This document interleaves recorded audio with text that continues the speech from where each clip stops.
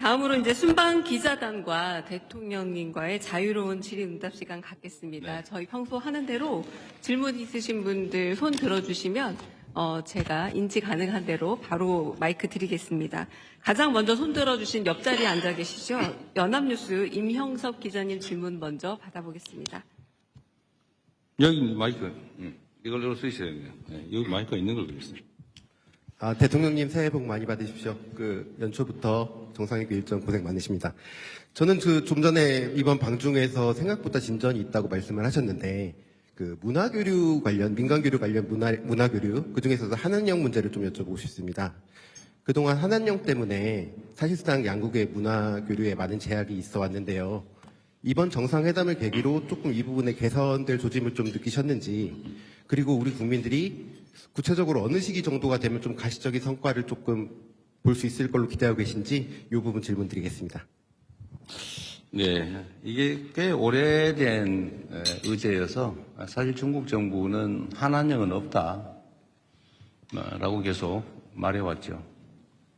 그런데 이번에는 좀 표현이 다른 점들이 있었습니다. 석자 얼음이 한꺼번에 언 것도 아닌데 또 한꺼번에 다 녹겠냐. 또 과일은 때가 되면 익어서 떨어진다. 이렇게 직접 시 주석께서 말씀하셨는데 그게 정확한 표현인 것 같습니다. 이제 그렇게 노력하겠다. 근데 어떻게 갑자기 바뀌면 없다고 한 게 있는 게 되잖아요. 그런 점들을 서로 이해해 줄 필요가 있겠다는 생각이 듭니다. 봄도 갑자기 오지는 않아요. 시간이 필요하죠. 과정이 필요하니까.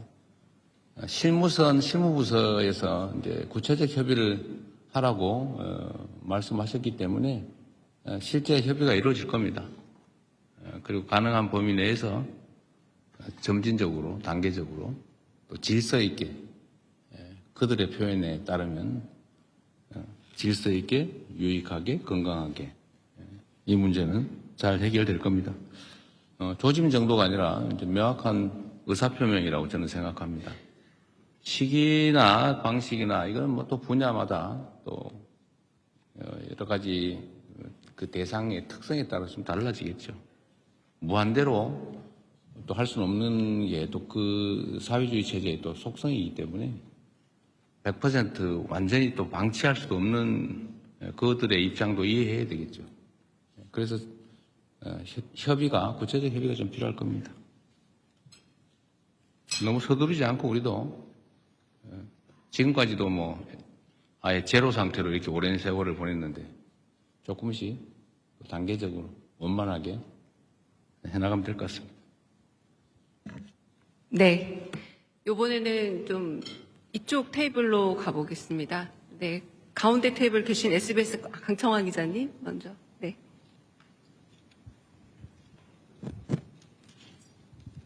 예, SBS 강청환 기자라고 합니다. 대통령 고생 많으셨습니다. 그리고 한중 정상회담에서 시진핑 주석께서 하신 말이 역사의 올바른 편에 서서 전략적 선택을 해야 한다라고 모두 발언에서 발언을 했는데 역사의 올바른 편이라는 말이 이제 중국에서 자주 쓰는 표현이긴 한데 최근에 이제 뭐 베네수엘라 사태라든지 중일 갈등도 심화되고 있고 이런 부분이 있어서 좀 의미하는 바가 있지 않나, 좀 시사하는 바가 있지 않나 하는 의도가 있는 발언이 아닌가라는 생각이 좀 들었는데 대통령께서는 좀 어떻게 들으셨고 또 회담에서는 또 그 관련된 어떤 이야기가 좀 나왔는지 여쭙고 싶습니다. 저는 그 말씀을 공자 말씀으로 들었죠. 착하게 잘 살자. 뭐 그런 의미로 저는 이해했습니다. 뭐 특정한 의미를 부여하고 싶은 의도가 있는지는 모르겠는데 우리가 역사적으로 바른 편에 서기 위해서 노력해야 되는 거 맞지요. 뭐 그걸 특정 사안에 염두에 둔 것이라면 저로서야 뭐 특별히 또 거기 반응할 필요를 못 느꼈습니다. 그냥 공자 말씀이라서 그렇구나 이렇게 생각했습니다. 뭐 정상회담이라고 하는 게 대화라고 하는 게 그런 거죠. 이게 사담을 나누는 게 아니니까 각자가 하고 싶은 이야기를 하는 겁니다. 더군다나 공개석상에서 하는 얘기는 그냥 액면 그대로 받아들여주면 좋죠. 저도 저의 할 얘기를 했을 뿐이니까요. 그리고 뭐 내밀한 얘기들은 또 비공개 석상에서 하게 되는데 그 자리에서도 제가 이렇게 말씀을 드렸습니다. 각 국가의 핵심적 이익이나 중대 관심사에 대해서 당연히 존중해야 된다. 뭐 대한민국의 핵심 이익 당연히 존중받아야죠. 핵잠수함 문제 같은 그런 거 아니겠습니까? 또 중대 관심사에 대해서 존중받아야죠. 우리는 일본과의 관계도 또 중국과의 관계만큼 중요하죠. 그리고 제가 이 얘기도 명확하게 했습니다. 중국의 시진핑 주석은 중국의 국가적 이익을 위해서 최선을 다하고 대한민국 대통령 이재명은 대한민국 국익을 위해서 최선을 다하는 것 아니겠냐. 그러면서도 서로 필요한 부분에서 또 타협하고 조정해 나가는 것이 국가 간 관계다. 뭐 이렇게 직접 내가 말씀드렸죠. 각자가 해야 될 이야기를 하는 자리다. 이렇게 생각해 주면 되겠습니다. 네. 다른 질문 또 받아보겠습니다.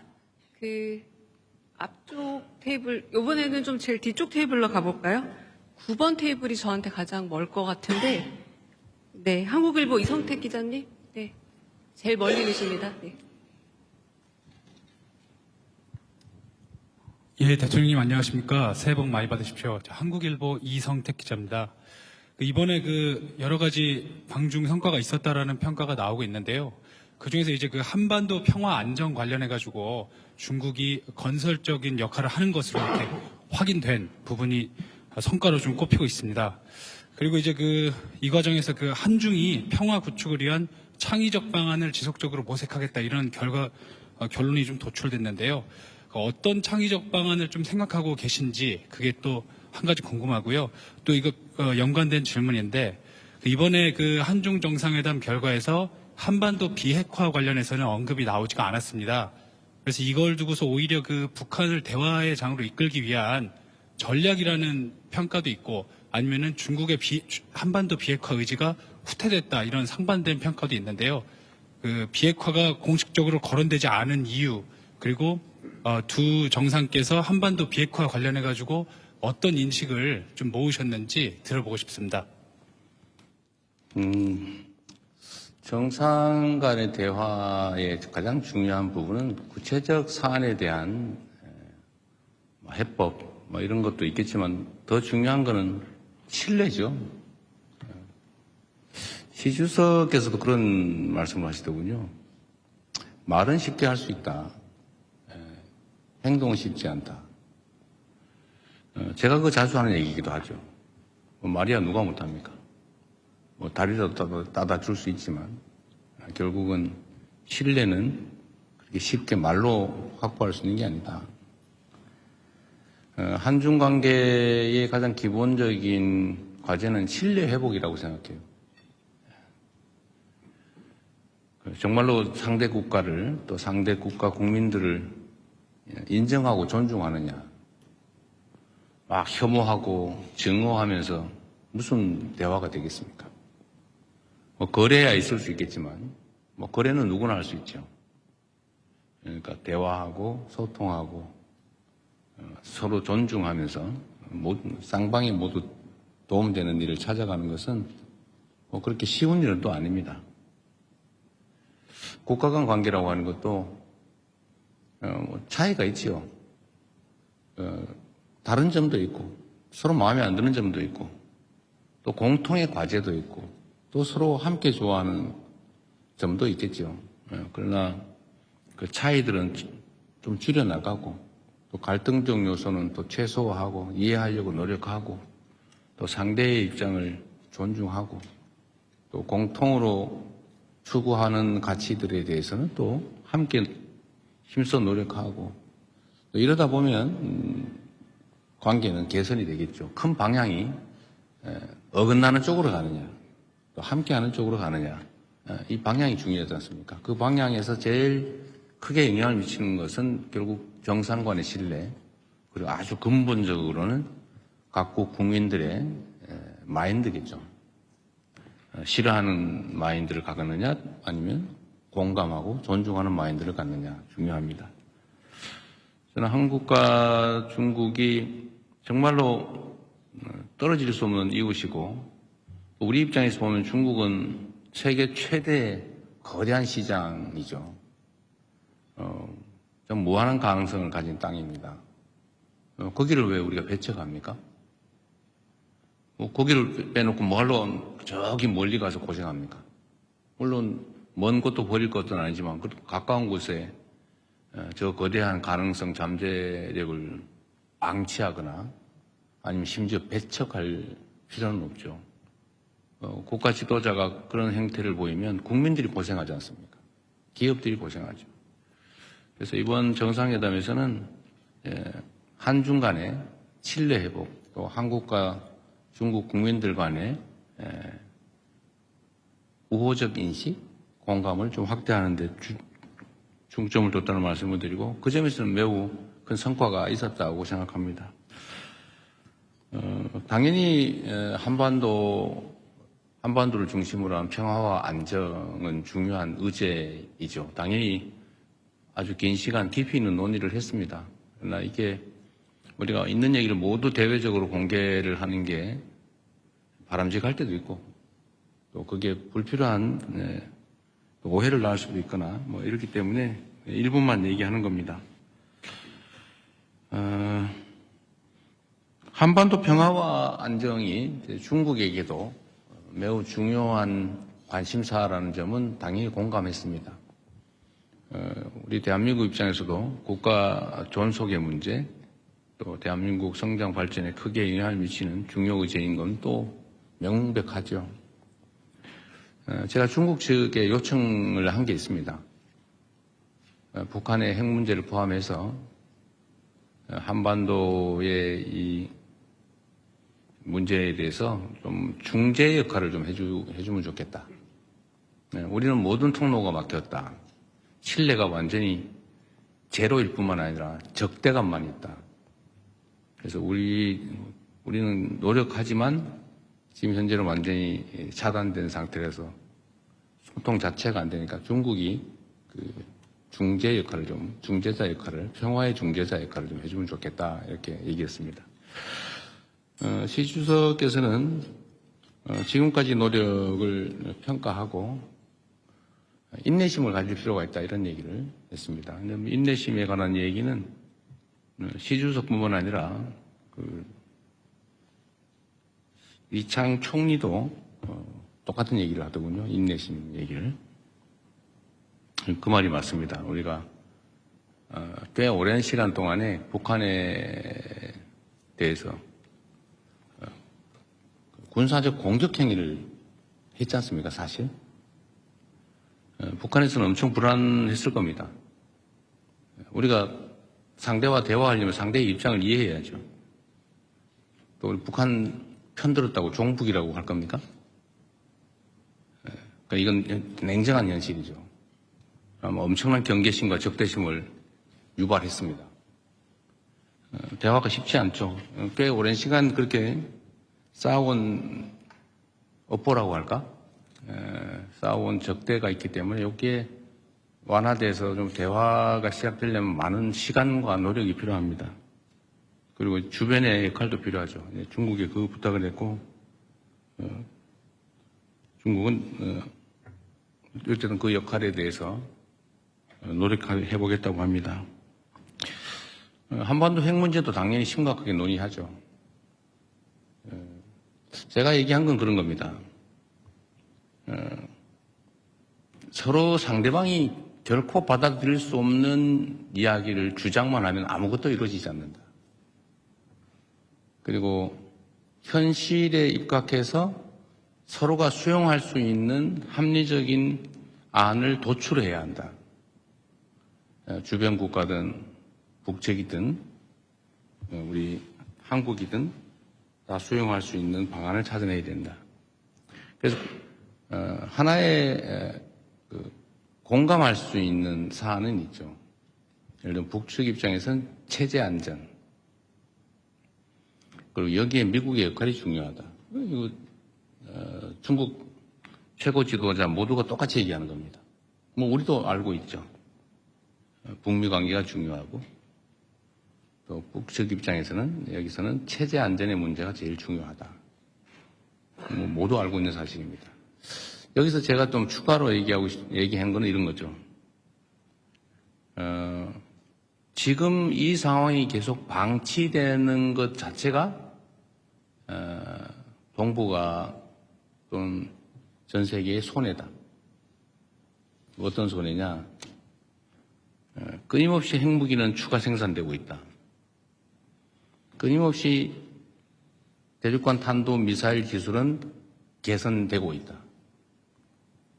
체제 유지에, 체제 보호에 필요한 만큼의 생산이 이루어진 다음에 추가 생산되는 핵무기는 아마 국경 밖으로 유출될 가능성이 높아진다. 그게 전 세계의 평화와 안정에는 위해인 게 분명하죠. 그게 누구에게 도움이 되느냐? 아무에게 도움이 안 되죠. 또 한반도는 장기적으로는 비핵화해야 되지만 북한 정권 입장에서 지금 핵을 없애는 걸 동의할 수 있겠냐? 뭐 그렇게 하면 좋지요. 근데 되겠냐? 수용할 수 있을까? 제가 보기에는 불가능하다고 생각됩니다. 그러면 그럼 방치할 거냐? 결국 여기서 실현 가능한 모두에게 도움되는 길을 찾아내야죠. 그래서 중단하는 거, 현재 상태에서 중단하는 거, 추가 생산을 하지 않고 국외로 핵물질을 반출하지 않고 더 이상 ICBM 개발을 하지 않는 것만도 이익이니까 그 이익을 포기하는 보상 또는 대가를 지급하고 일단 할 수 있지 않냐. 일단. 단기적으로. 그리고 여기 어느 정도 되면 중기적으로 좀 감축해 나가자. 그리고 좀 길게 봐서 한반도, 핵 없는 한반도, 이거는 포기하지만 말아야 한다. 장기적인 목표로. 그래서 이 단기, 중기, 장기 목표를 가지고 우리가 접근해보자. 이때까지 맨날 얘기했던, 우리가 제안했던 안이죠. 이 점을, 이 진정성에 대해서 북측에 좀 충실하게 설명을 해달라라는 부탁을 했습니다. 그렇게 끊임없이 또 시간을 갖고 노력해봐야 되겠죠. 안 하는 것보다 나으니까. 또 해야 되니까. 이런 점에 대해서 중국 측에 공감이 있었다는 말씀을 드립니다. 정말로 많은 노력이 필요해요. 그리고 여기에는 우리 대한민국 국민 여러분의 또 인내와 이해도 필요합니다.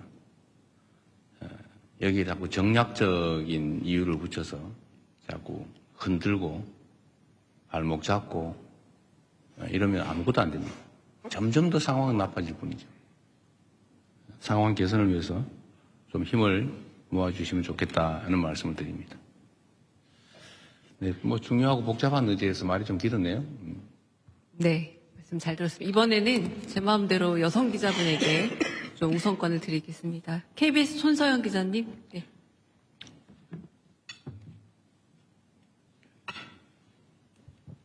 네, 대통령님 일정 소화하시느라 고생 많으셨습니다. KBS 손서영입니다.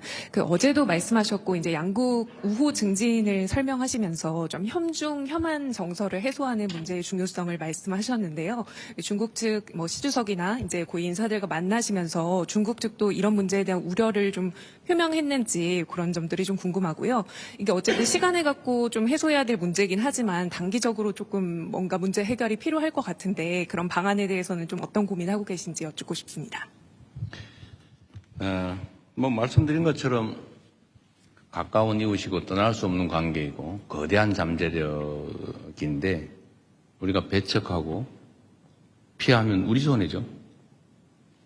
그런데 꽤 오랜 기간 동안에 혐중, 혐한 정서라고 하는 게 양국이 상당히 광범하게 또 지속적으로 또 악화되면서 정말 양국의 큰 피해를 입혔습니다. 저는 대한민국이 훨씬 더 큰 피해를 입었다고 생각해요.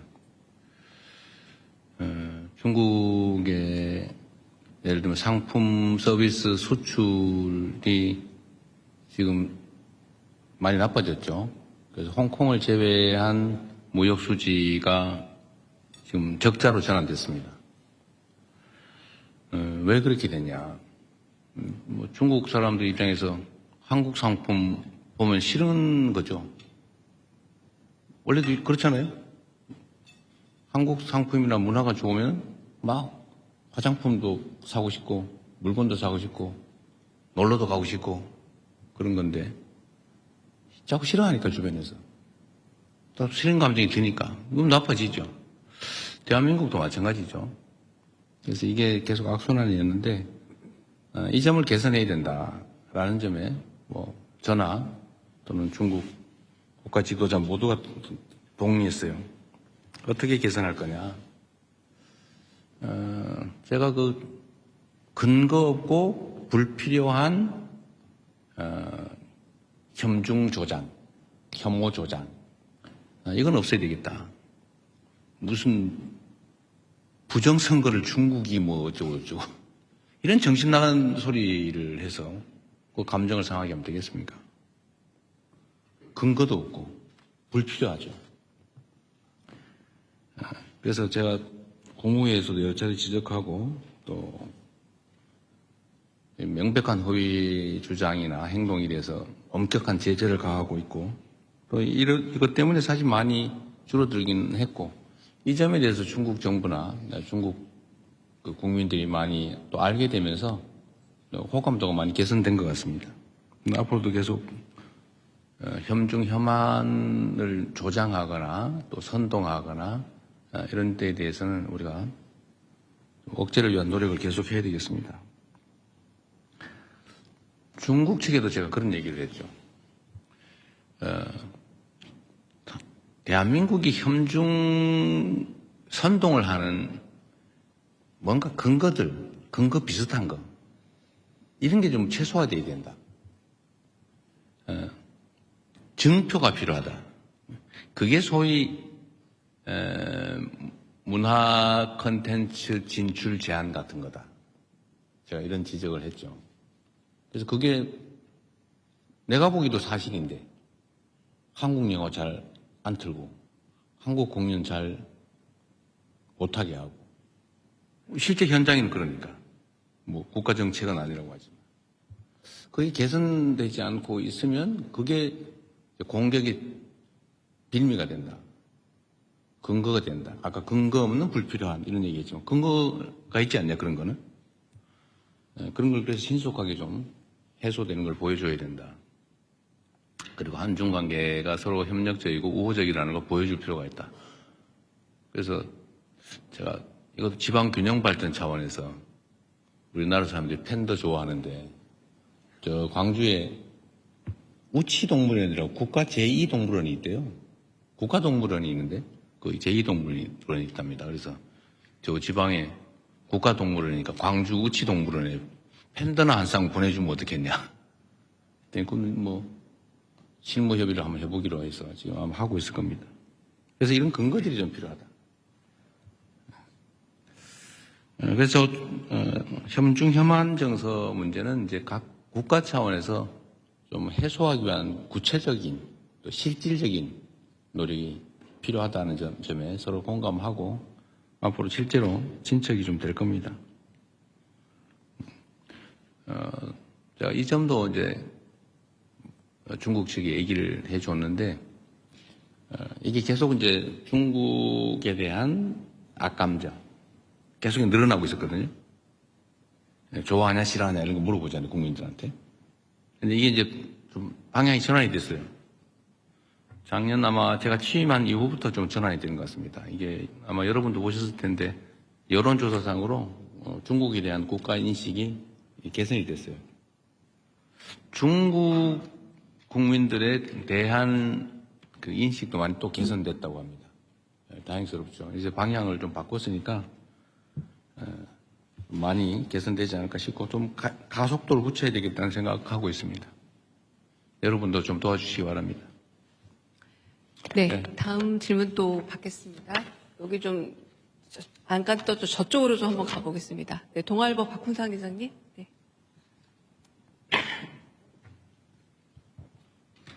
예, 동아일보 박훈상입니다.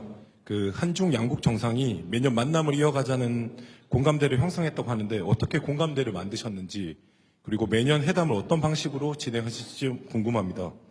그리고 상무장관 회의 정례와 군 소통도 복원하기로 했는데 사드 이후 끊어진 한중 소통 채널 복원이 어느 정도 됐다고 보시는지, 그리고 더 강화해야 할 한중 협력 채널은 어떤 분야라고 보시는지 궁금합니다. 일단 정상간 1년에 한 번 정도는 보면 좋겠다고 얘기했더니 뭐 좋은 생각이라고 하셨고, 다만 이런 얘기를 하시더군요. 꼭 한 번 오고 한 번 가고 꼭 그렇게 해야 되냐. 그래서 저는 괜찮다고. 그래서 아마 그런 생각을 한 게 아닌가 싶어요. 올해 에이펙 때문에 제가 중국을 가면 또 만나게 될 가능성이 많죠. 따로 양자회담을 하게 될 가능성이 많은데, 그러면 형식적으로 따지면 이제 시 주석이 이제 와야 되는 거죠. 근데 아마도 좀 쉽지 않을 수 있어요. 그 일정이라고 하는 게. 그럼 우리는 또 그런 거 따지잖아요. 한 번 왔으면 한 번 가고 막 그래야지. 그래서 그런 거 신경 안 쓰고 제가 가겠다고. 그래서 자주 오라고 하시거든요. 자주 연락하고 자주 방문하면 좋겠다. 좀 그 얘기는 어렵게 아주 표현을 했습니다. 말하기 좀 어려웠던 것 같아요. 좀 꼭 뭐 왔다 갔다 그렇게 해야 되는 거 아니지 않냐 그런 얘기해서 제가 편할 때 우리가 가는 방향으로 해도 된다 이렇게 얘기했습니다. 가급적이면 1년에 한 번 이상은 한번 직접 만날 생각입니다. 고위급 대화도 계속 이제 확대해야죠. 다른 분야는 뭐 외교 분야든 통상 분야, 산업 분야 또는 학술 분야, 뭐 지방 정부 차원 뭐 이런 거 있는데 정당 간 대화도 좀 실제로 하자는 얘기를 했고, 또 필요하면 군사 분야 이 분야도 좀 대화 격을 좀 높일 필요가 있겠다. 그리고 저는 이제 그 얘기도 했죠. 대화도 대화인데 실질적인 협력을 좀 하자. 특히 이제 수색 구조 합동 훈련 같은 건 좀 필요하거든요. 서해상에서. 이게 갑자기 대형 해난 사고가 발생할 수 있는데, 예를 들면 경계 지점에 애매모호하면 좀 그렇잖아요. 그럴 경우에 그런 거 따지지 말고 양국 해군이 합동으로 수색 구조는 할 수 있게 평소에 좀 훈련해 놓는 게 좋겠다. 인도적 차원에서. 그 얘기는 답을 못 들었어요.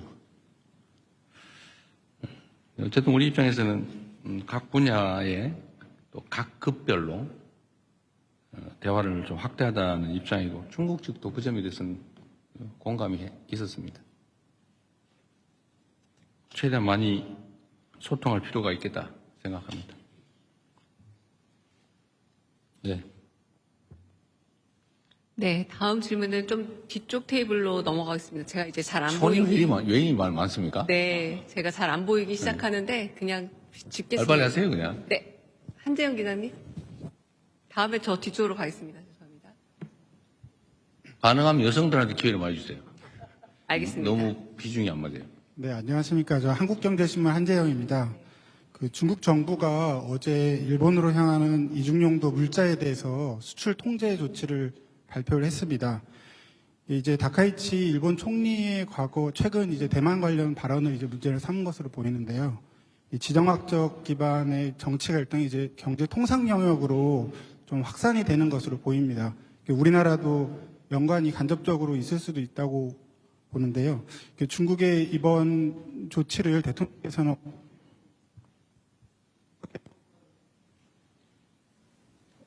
어떻게 평가를 중일 간의 갈등 좀 적극적으로 중재하실, 또 특히 이제 경제 통상 영역에 있어서 갈등을 중재하실 또 생각이 있으신지 궁금합니다.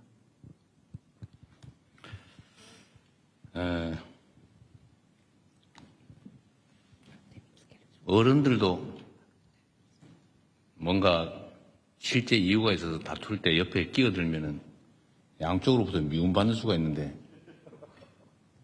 상황을 잘 보고 정말 우리의 역할이 필요할 때, 또 실효적일 때, 의미 있을 때 하겠지만 지금은 우리가 할 수 있는 게 매우 제한적으로 보여집니다.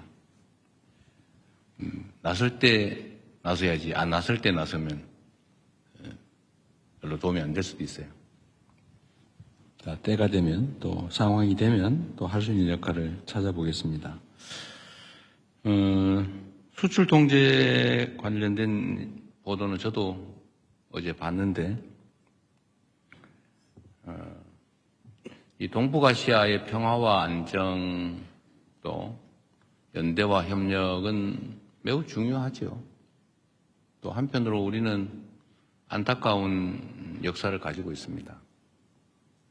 또 그 안타까운 역사 때문에 우려도 많지요. 역사적 경험이라고 하니 그렇지 않습니까? 그래서 이 지금 문제된 수출 통제 문제는 매우 복합적이고 뿌리가 깊죠. 그래서 그냥 하나의 현상처럼 보이지만 그 현상만으로는 설명할 수 없는 매우 복잡한 문제입니다.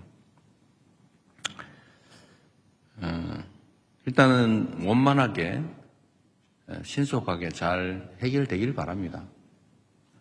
그리고 이게 또 단기적으로 보면 우리가 가공 수출하는 데에 또 연관이 있을 수 있죠. 꽤 복잡합니다. 또 장기적으로 볼 때 이게 어떤 영향을 미치게 될지도 속단하기가 어렵죠. 일단은 상황을 예의주시하고 우리가 어떤 상황을 직면하게 될지 이 점에 대해서 면밀하게 점검하는 그런 단계다. 구체적으로 여기에 대해서 이렇게 하겠다 저렇게 하겠다 말하기가 좀 쉽지 않은 상황입니다. 잘 해결되기를 바란다는 말씀 드리는 걸로 일단은 넘어가겠습니다. 네. 이번에 여성 기자분, 네. 장윤선 기자님, 네. 네, 대통령님 고생 많으십니다. 새해 복 많이 받으십시오. 네, 질문 드리겠습니다. 길거리 중계하다가 제재당했다는 소문이 있던데 네, 맞습니까? 그 소문이 거기까지 갔습니까? 네, 좀 별걸 다 듣고 있어요. 네, 사실 인민대회당에서 시진핑 주석과 셀카를 찍으신 세계 최초의 정상이 아닌가라는 생각이 좀 듭니다. 대통령께 여쭙고 싶은 것은 좀 정치적 상상력과 관련된 것인데요. 사실 우리는 5년마다 대통령이 바뀌기 때문에 지난 30년 한중 관계를 결산해 볼 때 처음에는 발전기였다가 조정기를 거쳐서 사실상 갈등기를 거쳤습니다. 이후에 이제 미래의 한중 협력 30년의 상, 이를테면은 흔들리지 않는 협력 관계가 가능할지, 특히 여기 살고 있는 제중동포들 같은 경우에는 그 정권이 바뀔 때마다 또 삶에 상당히 큰 영향을 받기 때문에 대통령께서 생각하신 어떤 정치적 상상력을 좀 말씀을 좀 해주시면 좋을 것 같습니다. 대한민국의 이 5년 단임제 이 점에 대해서 사실은 중국도 관심을 보이기도 했어요. 어떤 거냐면 이거 지속성을 담보할 수 있냐 뭐 그런 얘기예요. 사실 그 말도 일리가 있죠. 앞으로 어떻게 될지 어떻게 아냐 그런 거예요. 이게 일본도 사실은 일당이 계속 집권을 하고 있죠. 우리 주변 국가들을 보면 거의 대부분 그래요. 근데 우리는 이제 어쨌든 5년 단임제인데 과거에는 그런 진폭이 그렇게 크지는 않았던 것 같습니다. 예를 들면 뭐 김대중, 뭐 김영삼, 대우 뭐 이렇게 쭉 흘러온 그 과정들을 보면 그렇게 진폭이 특히 대외 관계에서는 진폭이 크지 않았던 것 같아요. 그런데 최근에 전체적으로 진폭이 커졌는데 대외 관계에서 이 상상 이상의 급변이 있었던 겁니다. 황당무계했을 거예요, 주변에서. 이제는 어떻게 믿지? 지금 얘기를 잘하면 나중에는 어떻게 될지 어떻게 믿나? 뭐 이렇게 된 것 같습니다. 미국에 똑같은 현상이 있다고 제가 들었거든요. 미국도 대외 정책 분야는 민주당이 집권하든 공화당이 집권하든 큰 변화가 없다. 그리고 외교 안보 분야에 관한 한 큰 차이가 없다. 어느 당이 집권하든. 근데 최근에는 엄청나게 다르다고 해요. 우리는 가장 최근의 경험으로는 완전히 천당과 지옥을 왔다 갔다 해버려가지고 뿌리끝이 흔들려 버린 거죠. 대외 정책이. 특히 동북아 부분은 그런 것 같아요. 더 심한 것 같습니다. 이 점에 대한 우려가 있는 건 사실이에요. 이번에 우리가 한중 관계 개선에 이제 양자가 정말 일치된 생각을 가지고 있고 또 그러기 위해서 실제로 노력하는 거죠. 중국 입장에서도 한국의 존재가 정말 중요하거든요. 그런데 한국이 이거 보니까 어느 날은 토끼였다가 어느 날은 갑자기 이리가 되었다가 막 이래버리면 불편하잖아요.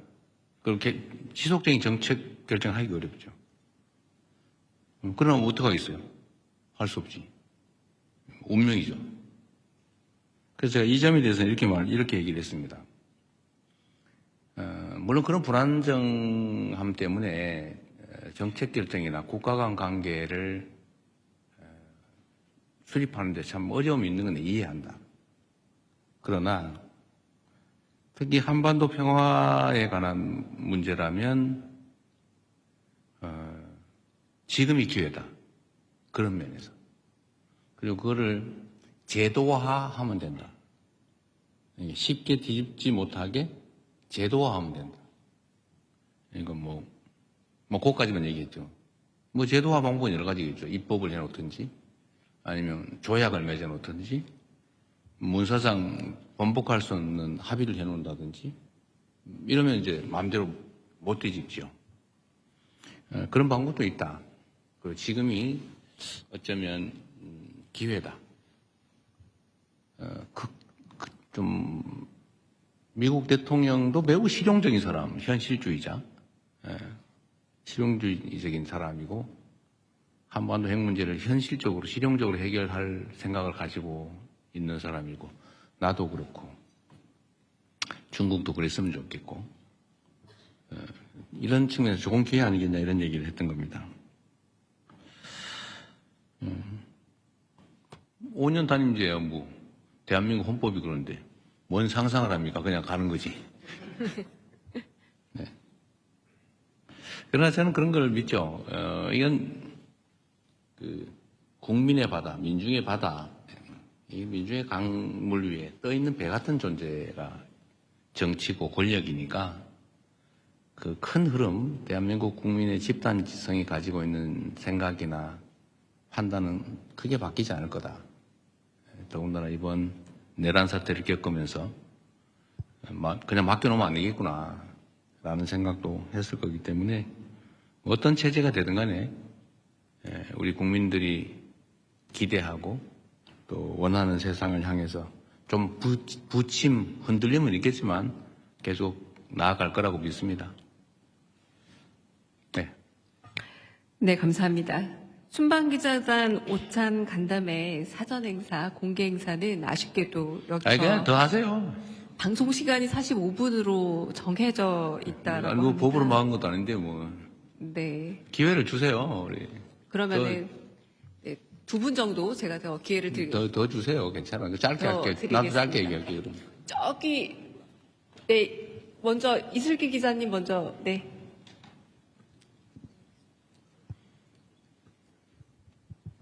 대통령님 질문 드릴 기회 주셔서 감사합니다. 저 조선비즈 이슬기 기자입니다. 이번 정상회담에서 결국 근거 없는 혐오 정서를 해결해 나가자라는 게 이번 회담의 골자라고 좀 생각이 되는데요.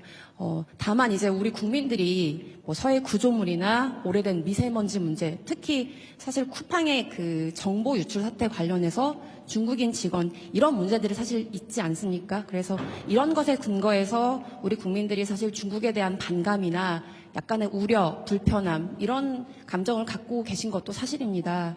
그래서 이거와 관련해서 좀 두 분이 허심탄회한 대화를 나누셨을 거라고 생각하는데요. 마침 우리가 사이버 안보 관련한 MOU도 체결했고요. 그래서 이런 부분에 대해서 중국이 나름의 배경을 좀 알고 있는지 두 분이 좀 어떤 대화 나누셨는지 여쭙고 싶습니다. 근거 없고 불필요한 혐오 선동에 대해서 우리가 경각심을 가지고 엄히 제재해야 된다는 점은 명백하죠. 쿠팡의 그 범죄 행위자가 중국 사람이다. 어쩌라고요? 일본 사람이면 그러면 그때부터 일본 사람 미워할 겁니까? 그러면 쿠팡에 그 미국 사람 있으면 이제 미국 무지하게 미워해야 되는데 그건 왜 안 하는 거예요, 도대체? 아무런 그야말로 그것도 근거 없는 얘기죠.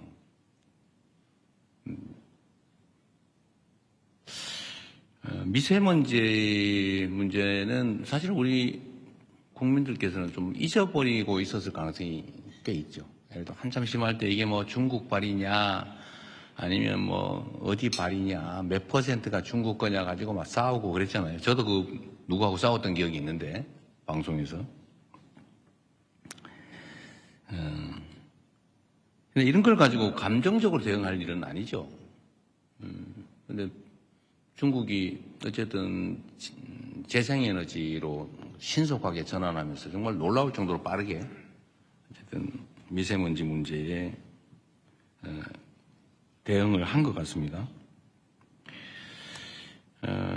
이건 제가 그냥 기억나서 우리 이 상하이시 시장이 환경부 장관을 했고 또 환경공학자고 제가 이제 자료를 보다 보니까 그리고 젊은 나이에 북경시장을 했어요. 그리고 지금 상해시장을 하고 있는데 북경시장을 하면서 이 북경의 환경 문제, 이 미세먼지 문제를 어쨌든 아주 강력한 드라이브를 걸어가지고 짧은 시간에 엄청난 개선을 이뤄낸 겁니다. 그리고 그런 점에서 실력자죠.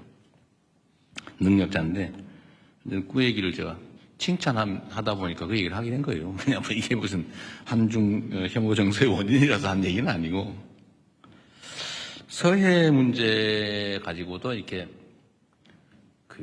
이상하게 또 왜곡해서 서해를 상납을 했느니 이런 이상한 또 주장하는 사람이 있는 것 같은데 이 서해 구조물 문제는 사실은 서해에 이제 각자의 고유 수역이 있고 그 중간쯤에 공동 관리 수역이 있어요. 근데 공동 관리 수역을 사실은 이제 선을 그어가지고 관할을 나눠버리면 깔끔한데 그 중간을 공동 관리로 남겨놓은 겁니다. 이제 이거를 선을 그어버리면 제일 깨끗해요, 우리 입장에서. 근데 그 공동 수역 중에서 중국 쪽 경계에 붙여서 살짝 넘어온 거예요. 이 중간에 와가지고 아니면 그 중간에서 오른쪽으로 우리 쪽으로 와 있는 그런 게 아니고 위치가. 그 중국은 우리한테 그러는 거예요. 거기 들어온 물고기 있는 것도 아니고 진짜 물고기다. 양식하는 거다. 회유하는 좀 양식장인데 뭘 그러냐. 그런데 우리로서는 왜 일방적으로 하냐라고 이제 문제를 삼는 거죠. 그리고 지금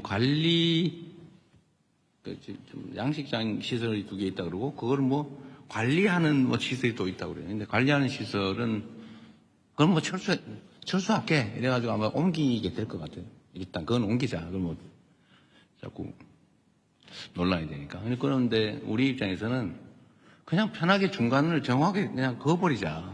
당신들 마음대로 써라. 그 안에서. 지금 그 얘기를 이제 실무적으로 하기로 한 거예요. 그럼 깔끔하잖아요.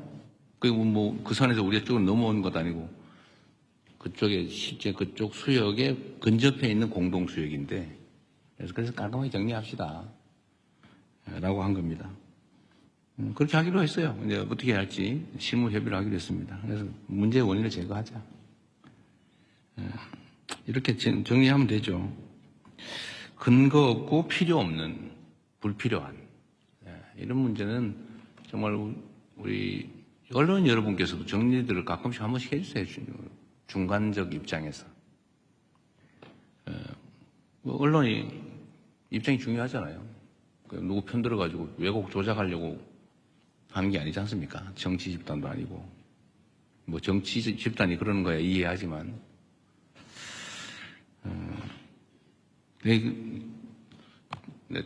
붙여서 내가 얘기 한번 얘기했다. 참 신통한 게 있었는데, 예를 들면 말입니다. 검찰이 기소해가지고 법원이 검찰의 기소가 잘못됐다고 판결을 하면 우리는 통상적으로는 잘못 기소한 검찰을 비판해요. 이거 맞잖아요, 그게. 왜냐하면 최종 판단권은 법원이 가지니까. 그런데 희한하게 거기에 이재명이나 민주당이 관계가 되면은 법원이 판단이 잘못됐다고 검찰을 두둔해요. 그 이상하지 않습니까? 왜 항소 안 했냐고 따져요. 기소한 걸 잘 탓해야지.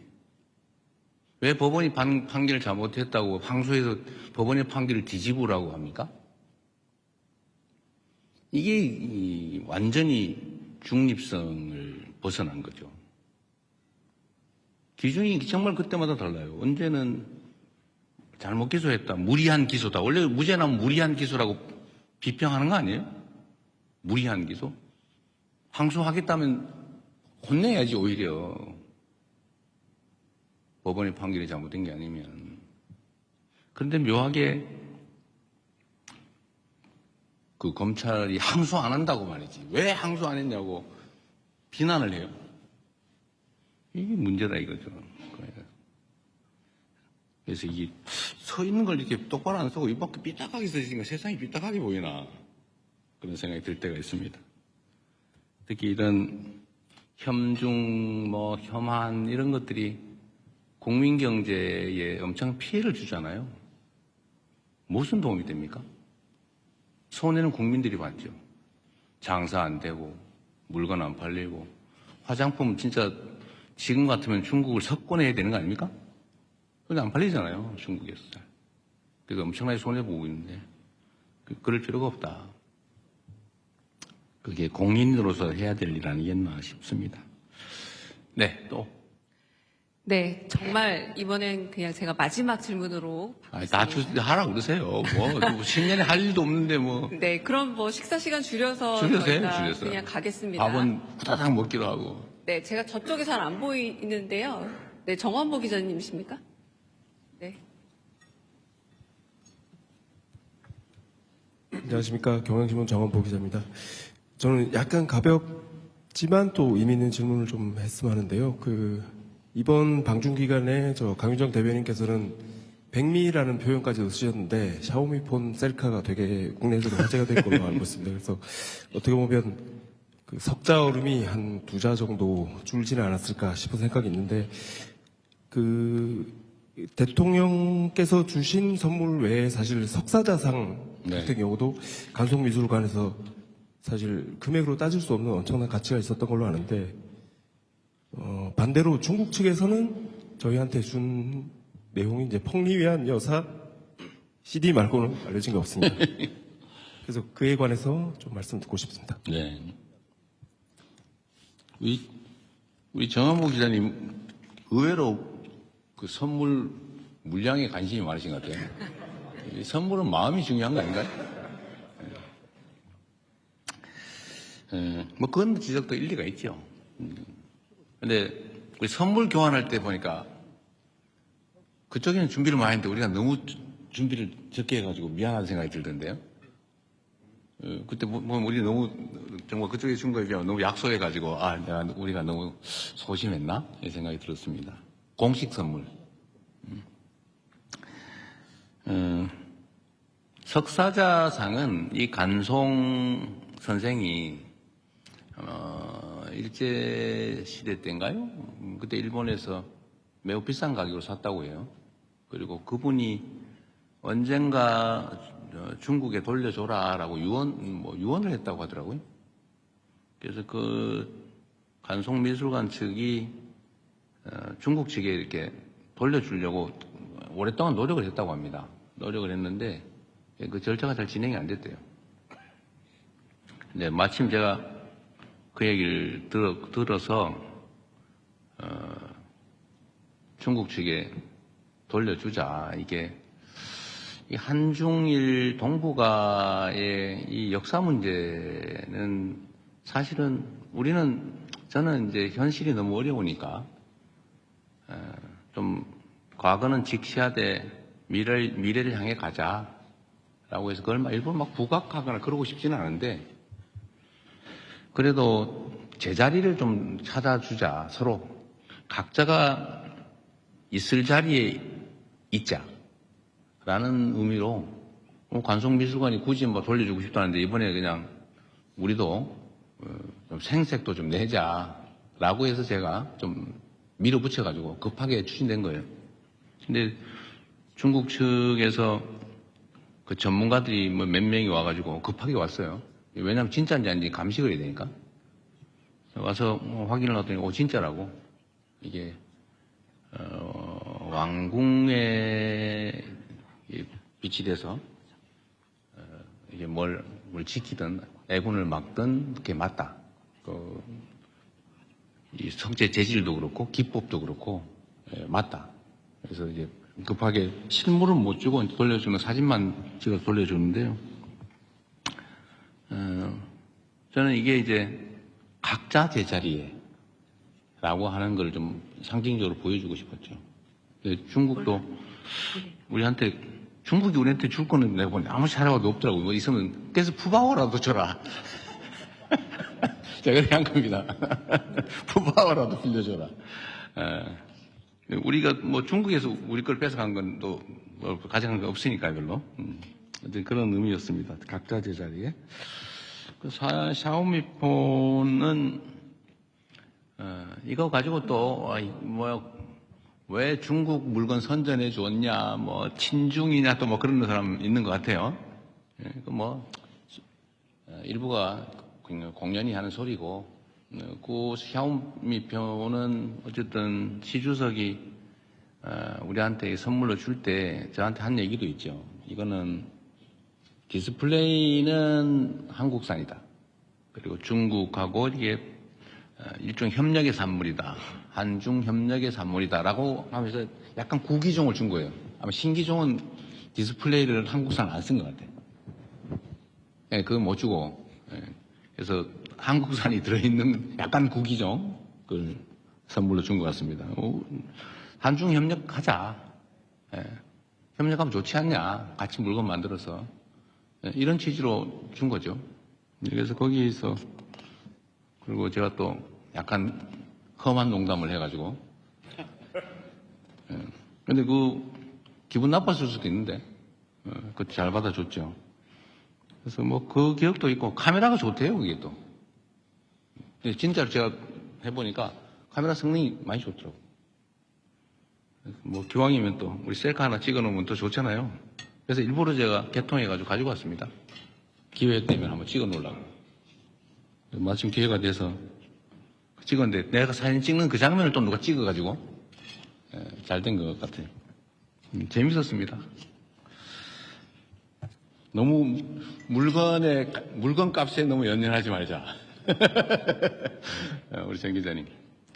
그리고 참고로 제가 이거를 석사자상 이거를 중국 측에 무상으로 준 건데 원래는 간송미술관 측이 자기들이 무상으로 주고 싶다고 했는데 그건 절차상 안 되고 그래서 결국은 우리가 이제 국가가 양도받아서 중국에 이제 무상 기부를 한 거죠. 근데 간송미술관이 요새 돈이 없어가지고 난리라면서요? 어디서 보니까? 그런 데는 무상으로 정부에 준다고 그래서 제가 죗값을 쳐서 다 주면 돈이 너무 많을 것 같으니까 조금이라도 줘라. 주는 걸 검토해라. 라고 지금 시켜놓은 상태입니다. 우리가 국가 간에 이렇게 외교에 필요에 해서 쓰면 그걸 뭐 민간에 뺏어가지고 꼭 돈 없어 힘들어하는 데다가 꼭 그럴 필요는 없잖아요. 그래서 제가 일정 정도는 보상을 해주는 걸 검토하라고 시켜놓은 상태입니다. 근데 법률적으로 가능한지, 그럼 뭐 적정한 게 어느 정도인지는 또 두고 봐야 되겠죠. 근데 나라가 뭐 민간이 가지고 있는 거를 그냥 속된 말로 뺐다시피 공짜로 받아서 뭐 그럴 필요 없잖아요. 대한민국의 경제력, 재정력 수준이. 그래서 적정하게 가치를 주는 방법을 찾는 중입니다. 네. 네, 정말 이제 마지막 질문 받겠습니다. 이상호 기자님이 벌떡 일어나셔가지고, 네, 이상호 기자님. 네. 질문 마지막으로, 네, 받겠습니다. 대통령님 고생 많으셨습니다. 고발뉴스 이상호 기자라고 합니다. 통상 대통령께서 말씀하시면 이 공간이 꽉 차는 느낌이 있는데 오늘도 참 많은 기사거리를 주셔서 감사합니다. 근데 오늘은 좀 허전해 보입니다. 왜냐하면 대통령께서도 무척 고생하셨지만 이번만큼은 특히 우리 영부인의 활약이 좀 두드러졌던 것 같습니다. 두 분께서 참 많이 준비하시고 사석에서도 두 분이 계시면서도 많이 이렇게 논의를 동지적으로 하셨을 것 같아요. 서로 조언도 많이 하시고 특히 이번 중국으로 향발하시면서 둘이 타심도 하고 자 우리가 한번 둘이 이렇게 한번 분위기를 만들어 보자. 서로 이렇게 팀워크를 짜면서 나눴던 이야기 뭐 불편하시면 안 하셔도 되고요. 야. 부탁드리겠습니다. 그런 거 없습니다. 우리는 그렇게 심각하게 살지 않습니다. 지금은 무슨 K-뷰티 행사가 있다고 하더라고요. 그래서 화장품 판매에 도움이 되는 홍보 요원 행사를 하고 있을 겁니다, 아마. 네, 없었어요, 그런 거. 네, 그럼 저희 여기서 그 사전 행사는 마무리 짓도록 하겠습니다. 방송은 여기까지 하지만 저희 계속돼서 질문도 하실 수 있고 이야기도 나누실 수 있고 그리고